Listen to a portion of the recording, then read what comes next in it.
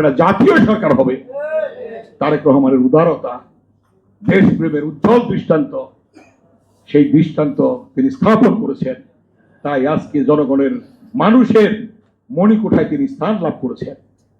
তারেক রহমানের সেই স্বৈরাচার বিরোধী আন্দোলনে 90 ডাক্তার মিলন যখন শহীদ হয়, তারেক রহমানের বাসভবন ঘেরাও করে ম্যাডাম তখন জেলখানায় আটক, ঘরেই গৃহবন্দী ছিলেন। তারেক রহমানকে এরশাদের পেটো বাহিনীরা নির্মম ভাবে নির্যাতন করেছিল, লাঠি পেটা করেছিল। লুৎফর রহমান বেনু, আমি যখন জাতীয় প্রেস ক্লাবের সামনে সমাবেশ করছিলাম পেশাজীবীদের নিয়ে, তৎকালীন সুপ্রিম কোর্ট বার অ্যাসোসিয়েশনের সভাপতি শামসুল হক চৌধুরী, সম্মিলিত সায়েন্স ইনস্টিটিউটের Foyez Ahmed, doctors association of Bangladesh বিএমএর সভাপতি প্রফেসর মাজেদ, ডাক্তার মাজেদ সহ আমরা পেশাজীবীদেরকে নিয়ে সমাবেশ করছিলাম। লুৎফর রহমান বেনু 11টা ছবি এনে দিল আমার হাতে। আমি তখন বক্তব্য রাখছিলাম। ছবিগুলির মধ্যে দেখলাম যে কালো দাগ তারেক রহমানের পিঠে। কি জন্য আক্রোশ?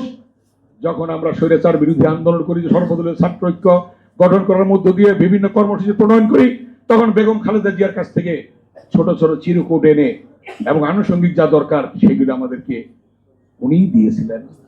এইগুলি স্বৈরাচার এরশাদ খবর পেয়েছিল, যার জন্য তারেক রহমানের উপর এইভাবে নির্যাতন হয়েছিল। কিন্তু তিনি তো পিছপা হন নাই, তাকে নির্বাচনে রাখা হয়েছে, সেখান থেকেই নেতৃত্ব প্রদান করেছে। এই নেতৃত্বের মধ্য দিয়ে আজকে বাংলাদেশে অন্তর্বর্তীকালীন সরকার হয়েছে, খুনি ফ্যাসিস্টের পতন হয়েছে। তাই আজকে নির্বাচন হবে, ইনশাআল্লাহ বিএনপির ভারপ্রাপ্ত চেয়ারম্যান জনাব তারেক রহমান দেশে ফিরে আসবেন এবং সেই নির্বাচনে বাংলাদেশে জনগণের ভোটে জাতীয় সরকার হবে ইনশাআল্লাহ। সেটা হবে খালেদা জিয়ার নেতৃত্বে, তারেক রহমানের নেতৃত্বে ইনশাআল্লাহ।